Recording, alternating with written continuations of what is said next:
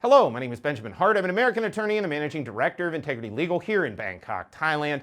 As the title of this video suggests, we're asking the question, since when was consumption the goal? Now, I thought of making this video after reading a recent article from the Bangkok Post, bangkokpost.com, actually by Chai Parasuk, who I am actually a huge fan of in terms of his analysis, his economic analysis. I differ with him in terms of opinion, and I'll get to that in a moment, but I have a lot of respect for him and his background, so I want to be clear on that going into this. That said, quoting directly from a recent article in Bangkok Post, bangkokpost.com, the economy is waiting to hit an iceberg, quoting directly, and this is actually from later in the article, and then I'm going to go back and quote from before. Quoting directly, the 145 billion baht cash handout, which I have a real problem with that whole notion of a handout. It's just not good policy. Nobody should be waiting around for a handout. It doesn't help anyone. It creates a very entitled, almost learned helplessness kind of system. It's not good. Quoting directly, the 145 billion baht cash handout in Q4 2024 and another 30 billion baht in January 2025 show that fiscal stimuli can fail. And I couldn't agree more.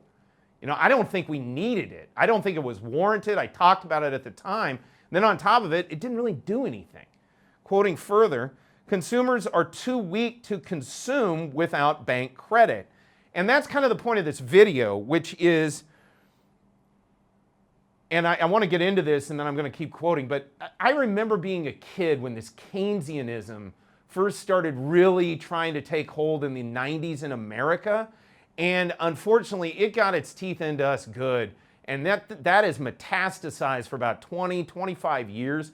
We're coming out of it. It's ending. And Thailand should be aware of that, especially those who have to make policy regarding economics and finance out here. I think it's worth noting. But more to the point, when did consumption become the goal in and of itself? That's the problem I have. And I always had a problem with the rather fallacious notion that, oh, we can lever the whole world based on the fact we have such a great consumer market. Well, look, at a certain point, it's not beneficial for people to just consume and throw their produce at you, okay? You know, the whole system works, it has been working, but the Triffin dilemma is what it is. And it's called a dilemma for a reason. Because at the end of the day, it's not about the paper moving around, it's about goods and services. That's what it is about. But that said, consumption in and of itself, again, as the goal, I've always kind of disagreed with that, and that's something where the Keynesians and I don't really necessarily get along. That said, quoting further, the handout, and again, I hate that term. We shouldn't have handouts here in Thailand. You know, loans to help businesses, yeah. You know, cutting regulations to help businesses, yeah. You know, handouts, no. Digital money that you can track and trace and surveil everyone's transactions at all times, 24 hours in a totalitarian manner, similar to the communist Chinese. Yeah, no. How about no? You know, not a great idea. That said, quoting further, the handout amount is nowhere near their usual credit amount obtained from banks, which was more than 500 billion baht per year. Now, his point here is a different thing. So get away from consumption, though. And this is where maybe reasonable people can disagree, and he's starting to sway me toward his side of the argument, which is maybe it's time to start loosening up credit, not so much handout credit, but credit into the business economy. Again, loans to small businesses, very different from handouts. Quoting further, but again, that said, I don't necessarily agree with Keynesian monetary theory to begin with. I view inflation as theft. So, you know, that's me. That said, quoting further, the Thai economy is comparable to the Titanic's build quality in the sense that it's a fragile one. I don't agree with that either necessarily. Yes, this sort of artificial, what I would call the parallel Western-facing economy in Thailand, yeah, it is a little precarious. That's because the Western economies are precarious. That's a reflection of that.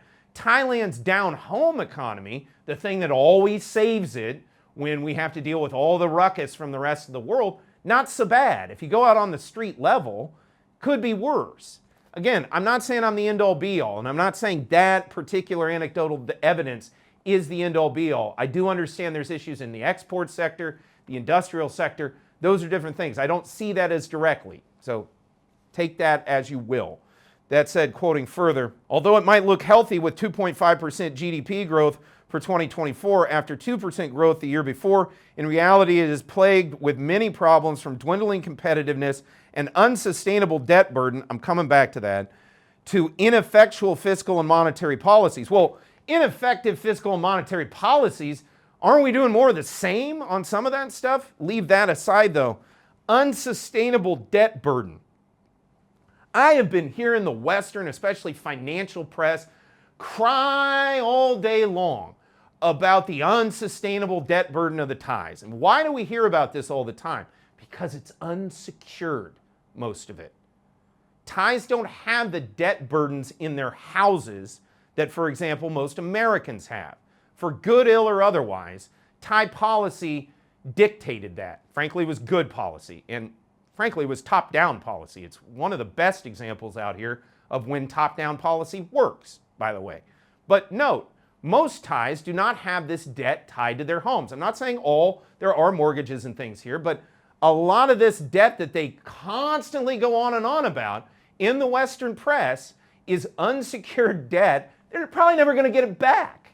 You know, I'm here to tell you, during the late 90s and early 2000s, I wasn't here, but I heard the stories of when Western Credit came out here, and it was like in Ghostbusters 2 with that slime gun where they're just throwing it everywhere. I mean, Western Credit came out here and gave loans to anybody. I remember a guy told me, he said his maid, who was making like 8,000 baht a month from him, had gone out and got a credit card through one of the banks that had come in, one of the Western banks, and had promptly gone out and spent it all, and you're never getting that money back. Banks, I mean, again, the honest thing to do is pay it back, but this guy was telling me this 3, 4, 5 years down the road, and I'm not casting aspersions at that person or saying the Thais are not capable of handling finance. I don't want this clipped and misinterpreted or anything like that. My point is, though, most of the reason the banks keep going on and on about this and browbeating Thailand in the open press about debt burden is because they screwed up and have a bunch of unsecured debt on a bunch of Thais that may or may not ever pay it off. Okay, that's just a fact of it. That said, quoting further, the government boasts about recent high export growth and rising tourism numbers, as they should. Quoting further, but it failed to tell the public that export growth was mostly from Chinese re-exports, causing the 2024 trade surplus to be slightly lower than that of 2023. And he certainly brings up a great point there. Yes, sir. Couldn't agree with you more. You're right. I mean, that really needs to be looked at. And if policies need to be changed or shifted with regard to that issue, well, that makes some sense. I can totally get that. And look, I know Thailand's always, in the good times, constantly dealing with the Sophie's choice balance, if you will. Do we kind of throw tourism under because, you know, we have to deal with currency policy in a broader sense, or do we throw exports under? And it's sort of, they never throw them completely over, but sometimes policy will lean one way and sometimes policy will lean another way. I can get it. If things are going hinky over on the export side and we need to kind of rejigger policy, makes sense. I can understand that argument. That said, quoting further, Thailand's trade deficit with China for 2025 was US $5.7 billion, the highest for at least 2 decades. On the hope of tourism income, it is true that tourist numbers are now close to the pre-COVID period. And it should be noted, the books weren't cooked this year. And I don't mean that casting aspersions, but what I mean to say is, in the past, you would see a lot higher tourism numbers because you'd have people that could only get in for 30 days at a stretch. So they do a lot of border runs. And as a result, a lot of people that would have just been here like 58 days did 30 days a border run and then another 28 days. And it was counted as if they were 2 different tourists. They were counted twice. In this past high season, we didn't have that sort of phenomenon going on during this past high season. So if the numbers didn't quite overtake what we saw in the past, it's still very impressive because these were actual hard numbers of people that came. If we'd been under the old system, what, would it have doubled? I mean, it's a valid question. Even if it went up by 10%, does that take us over the numbers we had prior to, say, COVID? It is a valid question. and I think it's worth pointing out.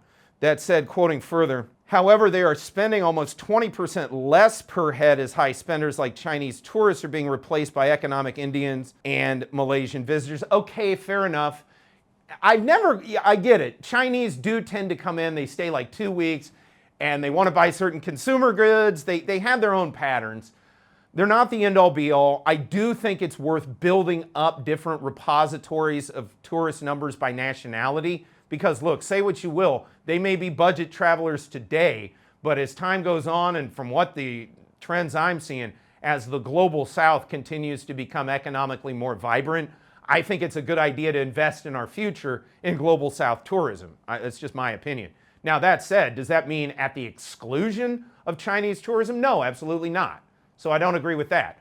But that being said, I think it's worth pointing out that okay, they may be more economical now. In the future, they may be wealthy tourists that we may want. You know, a friend of mine once said Khao San Road is the greatest place to make somebody who will come back 6 times to Thailand. Kids start off there, they hang out with younger people, tend to on Khao San, and then as time goes on, they hang out in Sukhumvit or they start hanging out in islands. Next thing you know, they may go home, but they come back 3 years later. We're building new tourists, is my point. But that being said, yeah, we shouldn't do it to the exclusion of Chinese tourism. The only point I'm trying to make with this video is I'm just kind of hoping maybe we can, if not disregard Keynesianism economic thinking, maybe be able to step away from it from time to time, especially as the world is changing economically, and look at things from different perspectives so that we can come to some kind of, or not lasting, but a consensus that will get us down the road in the most economically beneficial way possible moving forward.